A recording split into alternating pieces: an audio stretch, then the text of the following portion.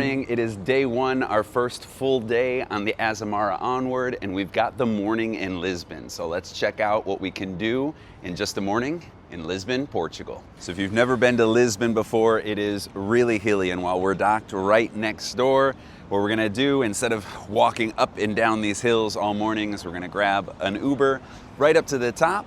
Jans is taking care of it.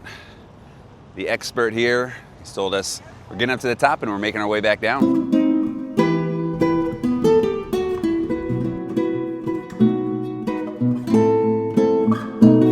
Our first stop is up to the Mirador, the lookout point, and it is fantastic. You've got views out to the bay, the Golden Gate Bridge, or what looks like it, and you've got views out to the castle. It is always worth it to get up to this spot. I remember the last time I was over here and absolutely loved it.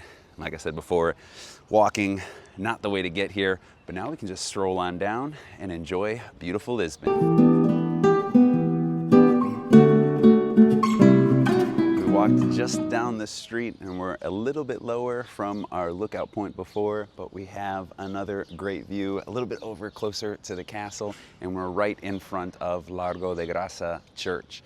So even quieter, and it's awesome starting in the morning from up top because there is nobody up here. Last night we could have come up for maybe a sunset or something, but that's when everybody is around, and that's when they're gonna tell you when to go. But in the morning when you got nobody around, so much better. Now when we walked out, we had all sorts of buses, the tour, big hop on, hop off buses and everything waiting for us right at the port. But I think we did it right, taking an Uber or even taking one of the little tuk-tuks or something to get up here, because I don't think these big buses are getting to spots like these, and this is what you come for. And this is one of the things I remember from my last trip to Lisbon, the calçada. Very famous, kind of the tile and the pavement that they have that you'll find all around.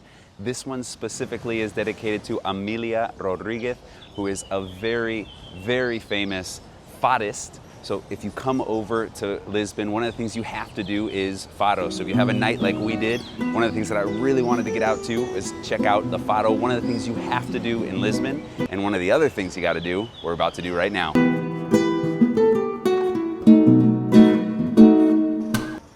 And so when you're in Lisbon, they always say you got to try out the pastel de Belém. Only like 6 people in the world know the actual recipe, a true delicacy over here. So here we go.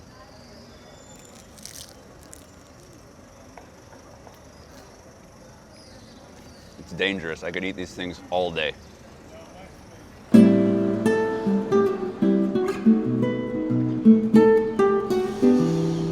Man, all these streets, it's just up and down, up and down. And with Portugal, I just feel like it doesn't look like it's all as well kept as some other places, but it's what gives it so much of this charm that I just love walking around and seeing everything.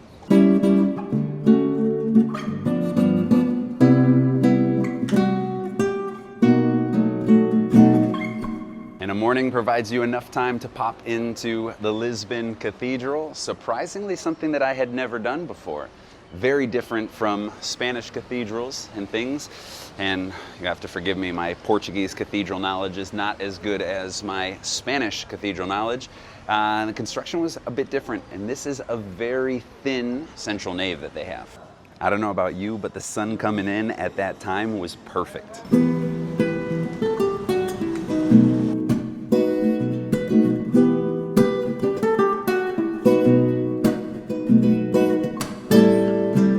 Sorry, did I say you should only have one while you have a morning in Lisbon?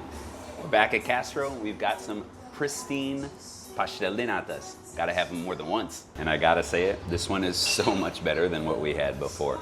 Not gonna tell you where we went before, but just don't go to any place and grab one. Make sure you're going to the right ones. Castro, pretty good bet.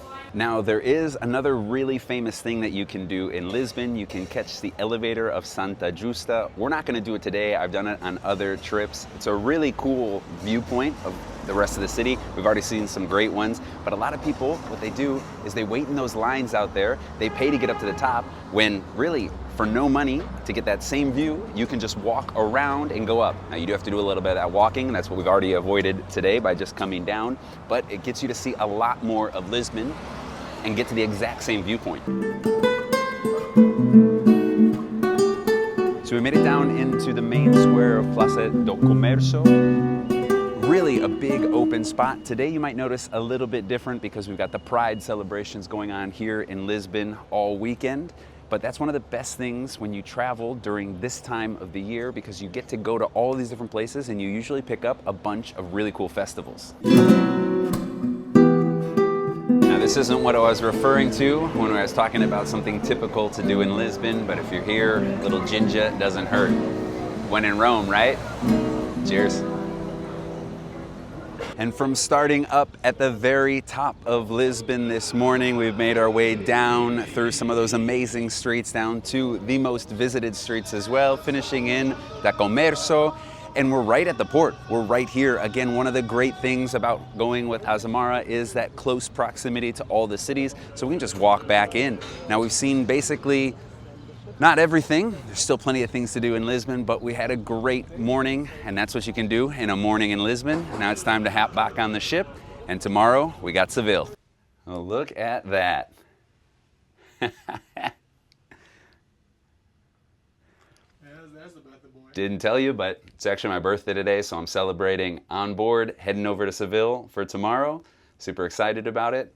And look at what they did. It's super nice. And everybody, as we've been walking on, has been telling me happy birthday.